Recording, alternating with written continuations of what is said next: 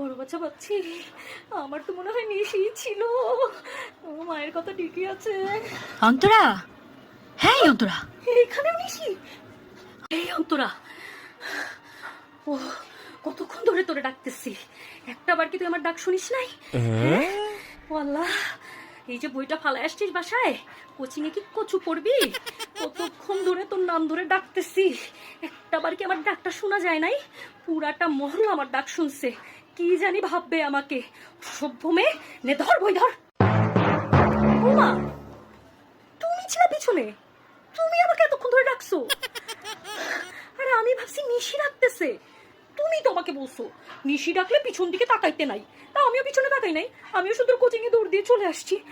আমি আরো ভয়ে আত্মা কাঁপতেছিল যে কে যেন আমাকে ডাকতেছে, আজকে মনে হয় আমার জান শেষ।